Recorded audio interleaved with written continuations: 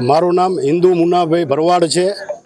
અમે સર્વ આજ હિન્દુ જ્ઞાતિ અને હિન્દુ સંગઠન સર્વ કલેક્ટર સાહેબને આવેદનપત્ર દેવાયા હતા। જે ધંધુકામાં વિધર્મીઓ દ્વારા હિન્દુ ભરવાડ હિન્દુની ધર્મેશભાઈની જે હત્યા કરવામાં આવેલી છે એની સખત અમે વિરોધ કરી છે અને સરકારને નમ્ર વિનંતી કરી છે કે આના કડક અને કડક કાર્યવાહી કરે અને થતી બધી સજાઓ કરે। જો એ યોગ્ય પગલાં નહીં લેવામાં આવે તો અમે હિન્દુ સમાજ ઉગ્ર આંદોલન કરી અને સરકાર સામે બાયો ચડાવશું। આજે આપણે જાણીએ છીએ કે વિશ્વ હિન્દુ પરિષદ તેમજ ગામની હિન્દુવાદી સંસ્થાઓ દ્વારા ડેપ્યુટી કલેક્ટર શ્રીને આપણે આવેદનપત્ર આપેલું છે।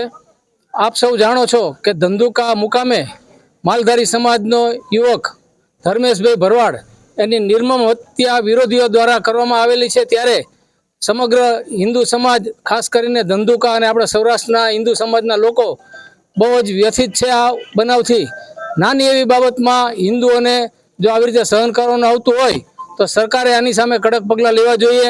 હજી તો અગાઉ 2 વર્ષ પહેલાં બની ગયેલો એના પણ સહી સુકાણી નથી, એટલે કે એને પણ હજી સરકારે ધરપકડ કર્યા પછી પૂરતો ન્યાય હિન્દુ સમાજને મળ્યો નથી। ત્યારે આ કિસ્સામાં તાત્કાલિક પગલાં લેવામાં આવે, નહીં તો હિન્દુ સમાજનો આક્રોશ ચરમસીમાએ છે અને હિન્દુ સમાજ એ પહેલાં કોઈ બીજું પગલું લે આક્રમક એ પહેલાં સરકારે વ્યવસ્થિત જાગીને તમામ જે વિધર્મીઓ છે એની ધરપકડ કરીને હિન્દુ સમાજના યુવકોને અને એના કુટુંબીજનોને ન્યાય મળશે અને આવી ઘટનાઓ વારંવાર બનતી અટકે એ સમગ્ર સમાજ અને હિન્દુ રાષ્ટ્રના હિતમાં છે। તો સરકાર તાત્કાલિક વ્યવસ્થિત પગલાં લઈને આવા વિધર્મીઓને કડકમાં કડક સજા કરે એવી સમગ્ર હિન્દુ સમાજ વતી માગણી કરું છું।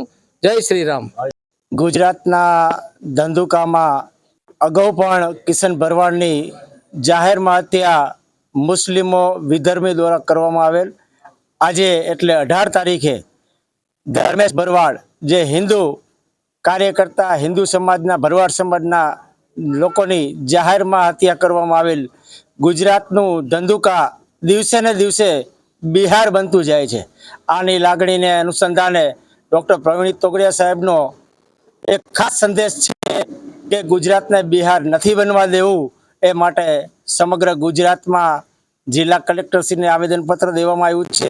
જિલ્લા કલેક્ટર દ્વારા રાજ્યના ગૃહમંત્રી અને કેન્દ્રના ગૃહમંત્રીને આ લાગણી પહોંચાડી અને જલ્દીમાં જલ્દી આ હત્યારાઓને ફાંસીની સજા ફાસ્ટ ટ્રેક કોર્ટમાં કેસ ચલાવીને ફાંસીની સજા આપે એવી હિન્દુ સમાજની માંગણી છે, રાષ્ટ્રીય બજરંગ દળની માંગણી છે, આંતરરાષ્ટ્રીય હિન્દુ પરિષદની માંગણી છે। એના માટે આજ રોજ ધાંગધ્રા ડેપ્યુટી કલેક્ટર સાહેબને આવેદનપત્ર દેવામાં આવ્યું છે। સમગ્ર હિન્દુ સમાજના અનેક સંગઠનો સાથે જોડાયેલા છે। ભારત માતા કી જય। આજે ધંધુકામાં હિન્દુ સમાજના એક જે આશાસ્પદ યુવક છે જેણે કોઈ વાંક ગુના વગર પૂર્વ તૈયારી સાથે આ કાવતરું કરી આ જેહાદી પ્રવૃત્તિ આ આતંકવાદી પ્રવૃત્તિ અને આ પાકિસ્તાનથી લાવેલા વિચારો અને આ વિચારોથી જેમણે જે આ મર્ડર કરેલું છે ત્યારે આ દેશના ગૃહમંત્રી માનનીય શ્રી અમિતભાઈ શાહ, આપણા ગુજરાતના ગૃહમંત્રી હર્ષભાઈ સંઘવી અને તમામ જે કોઈ જે હિન્દુ સંસ્કૃતિને માનતા હોય, આ આપણે કયા યુગમાં જીવી છીએ? આ પાકિસ્તાનમાં જીવી છીએ કે હિન્દુસ્તાનમાં જીવી છીએ? અને હું તો એવું કહું છું કે આ જેને મર્ડર કર્યું એને તો જે સજા કરવાની કરે, પણ જે આ જેહાદી પ્રવૃત્તિ છે આ જેહાદી પ્રવૃત્તિ વિરુદ્ધમાં પહેલાં તો જેને આ મર્ડર કર્યું એને ફાંસી આપે, પણ આ જે જેહાદી માનસિકતા રહી એ જેહાદી માનસિકતાને ફાંસી આપે અને એવી કોઈ નવી એક્ટ બનાવે આ સરકાર અને એના માટે એક અલગ કાયદો બનાવે એવી આ દેશના ગૃહમંત્રી અને આપણા રાજ્યના ગૃહમંત્રી હર્ષભાઈ સંઘવી અને અમિત શાહને મારી વિનંતી છે કે આ જે જેહાદી પ્રવૃત્તિ કરી એને ફાસ્ટ ટ્રેક કોર્ટમાં કેસ ચલાવવામાં આવે। કિશન ભરવાડનું હજી તો બાકી છે, આ બીજું છે, પણ મારી લાગણી અને માગણી એવી છે કે આ લોકોને જાહેરમાં ફાંસી આપવામાં આવે અને જે આ તાલિબાની એમના વિચારો રહ્યા ને આ એમને વિચારોને ફાંસી આપવામાં આવે।